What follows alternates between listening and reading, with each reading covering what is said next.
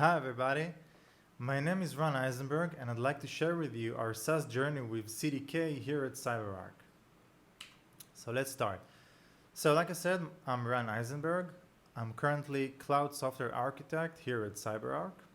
Some of my hobbies include PC gaming, smart home automation, coding. I'm a little bit of a shopaholic, some would say, and I own an evil cat, as you can see by the picture. So a little bit about CyberArk and what we do. So CyberArk, as you might know, is the global leader in privileged access management. We have numerous solutions which are deployed on-premise, hybrid solutions, or even in the cloud. But like other companies, currently we're moving into the cloud more and more. So this is where I come in.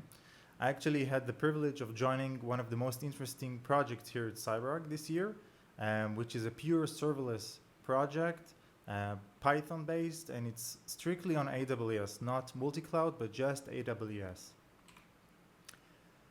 So why did we choose CDK for our deployment solution?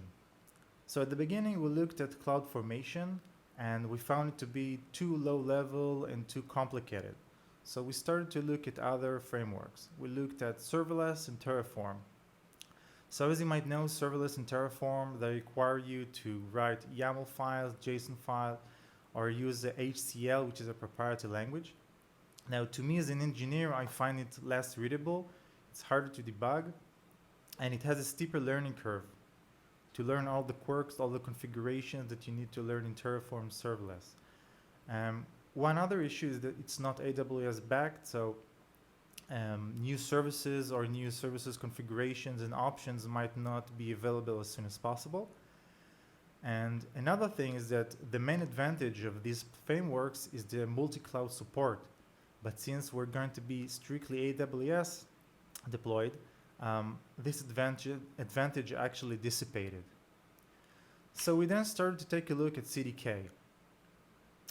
Now, CDK has a Python SDK, which means I can write the deployment configurations as code. And to me as an engineer, it's familiar and it's easier to me to read it. I can debug the deployment code in real time.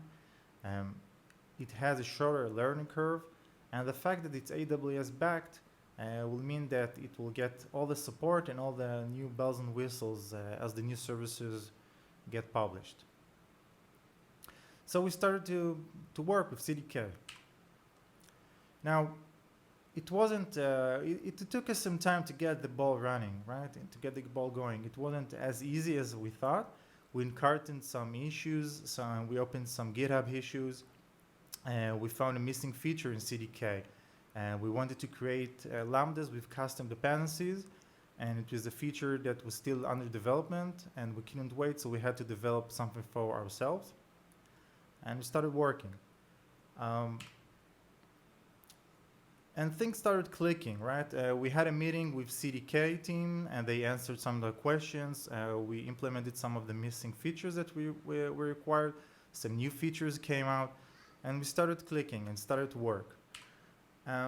We also started to share more knowledge within the team, to share custom constructs that we created, and we finally got the first service deployed.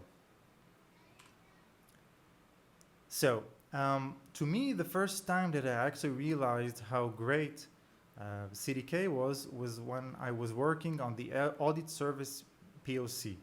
So what's the Audit Service POC?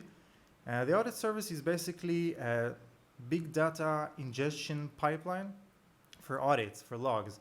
You get multiple logs from multiple customers, and you process them and you store them. And as you can see here, you have multiple services. You have S3 buckets, you have lambdas, you have API gateways, you have AWS IoT, you have Kubernetes, you have Kinesis data streams, and you have Kinesis data firehose, and even Elasticsearch. And you have to connect all these Lego pieces together, right? So we were 3 people, and it took us 2 days to connect all these dots, while we weren't very familiar with most of these services. So to me, in hindsight, that's just amazing. I mean, CDK has allowed us to actually create all of this in just 2 days. So what's the bottom line here for CDK? CDK has allowed us to focus more on implementing the business logic, right? We were able to focus more on the Audit Service POC logic after we connected all the dots. It made the deployment issue into a non-issue, basically. And the most important thing is that CDK has helped us to decrease the development time. So now that I think that I've convinced you that CDK is awesome, I'd like to give you some tips and insights to really improve your development time and reduce the development cycle even further. So the first thing that I want to focus on is the AWS Service UI. Sometimes the AWS constructs for a service that you want don't exist or don't offer all the options that you require. And it's a bit hard to understand how to connect all the CFN lower level objects together. For example, EventBridge.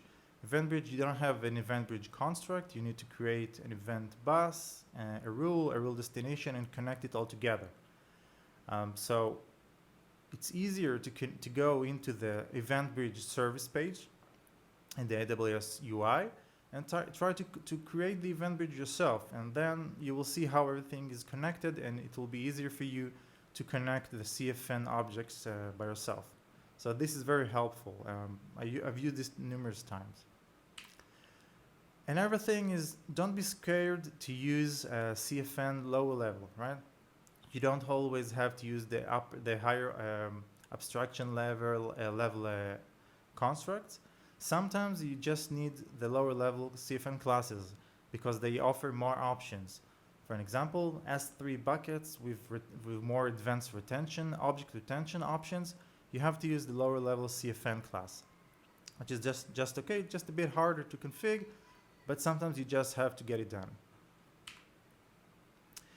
Another thing that is highly important is to share constructs between teams. Share knowledge. The more and more you share knowledge and constructs between teams, the more you reduce your code duplication and decrease the dev time. Another issue is since our team grew during our time, it just continued to grow, and we had new engineers. We created a small CDK training program to get people going quickly. We actually had a webinar on CDK and a repo that they can play with, and this has been really helpful for us to get people into CDK more quickly. Also, you can use the CDK patterns library, which is relatively new. It's basically a library of constructs that are design patterns that we usually use, and AWS just created those for you, and you can reuse them and use them in your code and reduce them. You don't have to write them yourselves. And when everything seems bad and you just need some help, you can always use the Slack channel, the AWS Developer Slack channel, and go to the CDK channel and ask around for help. So what's next for us? What's next for us in our CDK journey? So we'll continue to share knowledge and experience. We have blog series in this URL. We're talking about CDK and AWS in general. We're doing webinars now on a regular basis. We have a CDK intro, which we're using at the CDK training program, which you can find at this URL. And we have the AWS IoT introduction webinar in this URL. And we'll probably continue to donate code to AWS open source repository. So if you have any more questions, or you want to follow my blog at a Medium or my Twitter, here are the links. And thank you very much for listening. Bye.